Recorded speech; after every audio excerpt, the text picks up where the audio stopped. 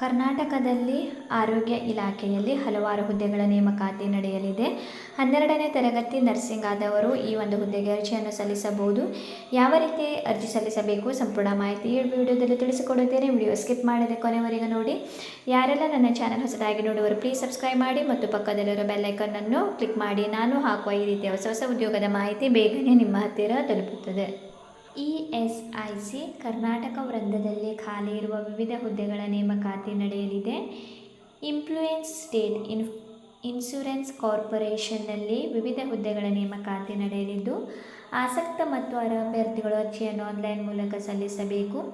ಹುದ್ದೆಗಳ ವಿವರ ನೋಡುವುದಾದರೆ, BS ನರ್ಸಿಂಗ್ ಆದವರಿಗೆ ಇಲ್ಲಿ ವಿವಿಧ ಹುದ್ದೆಗಳ ನೇಮಕಾತಿ ನಡೆಯಲಿದೆ. Kannada BS nursing, applied sociology, Indian constitution, applied psychology ಹೀಗೆ BSc ನರ್ಸಿಂಗ್ ಆದವರಿಗೆ ವಿವಿಧ ಇಲಾಖೆಯಲ್ಲಿ ಹುದ್ದೆಗಳು ಖಾಲಿ ಇದೆ. ವೇತನ ಶ್ರೇಣಿ ನಿಯಮಾವಳಿಗಳ ಅನುಸಾರ ನಿಮಗೆ ಪ್ರತಿ ತಿಂಗಳ ವೇತನ ನೀಡಲಾಗುವುದು. ಇದಕ್ಕೆ ನೀವು ಗರಿಷ್ಠ 67 ವರ್ಷದ ಒಳಗಿನ ಎಲ್ಲ ಅಭ್ಯರ್ಥಿಗಳು ಕೂಡ BS ನರ್ಸಿಂಗ್ ಆಗಿದ್ದೀರಿ ಅಂಥವರು ಈ ಒಂದು ಹುದ್ದೆಗೆ ಅರ್ಜಿಯನ್ನು ಸಲ್ಲಿಸಬಹುದು. ಎಜುಕೇಷನ್ ಕ್ವಾಲಿಫಿಕೇಷನ್ ನೋಡುವುದಾದರೆ, ಅಂಗೀಕೃತ ಬೋರ್ಡ್ ಅಥವಾ ವಿಶ್ವವಿದ್ಯಾಲಯದಿಂದ ವಿಷಯದಲ್ಲಿ ಸಂಬಂಧಪಟ್ಟ ವಿಷಯದಲ್ಲಿ ಸ್ನಾತಕೋತ್ತರ ಪದವಿಯನ್ನು ನೀವು ಹೊಂದಿರಬೇಕು.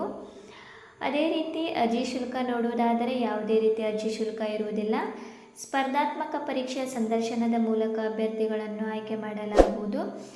ಆಸಕ್ತ ಮತ್ತು ಅರ್ಹ ಅಭ್ಯರ್ಥಿಗಳು ESIC ಅಧಿಕೃತ ವೆಬ್ಸೈಟಿಗೆ ಹೋಗಿ ಅಲ್ಲಿಂದ ಅರ್ಜಿ ಫಾರ್ಮನ್ನು ಡೌನ್ಲೋಡ್ ಮಾಡಿಕೊಂಡು 20/8/2024 ಒಳಗೆ ನೀವು ಪ್ರಿನ್ಸಿಪಲ್ ನರ್ಸಿಂಗ್ INDIANGAR.K@esic.gov.in ಈ ಒಂದು ವೆಬ್ಸೈಟಿಗೆ ಹೋಗಿ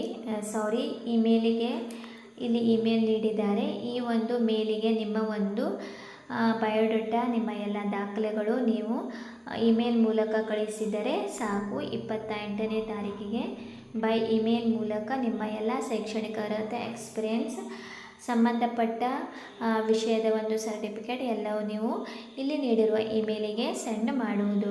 ಅದೇ ರೀತಿ ನಾನು ಡಿಸ್ಕ್ರಿಪ್ಷನಲ್ಲಿ ಲಿಂಕನ್ನು ನೀಡುತ್ತೇನೆ. ನೀವು ಅಲ್ಲಿಂದ ವೆಬ್ಸೈಟಿಗೆ ಹೋಗಿ ಹೆಚ್ಚಿನ ಮಾಹಿತಿಯನ್ನು ಕೂಡ ಪಡೆಯಬಹುದು.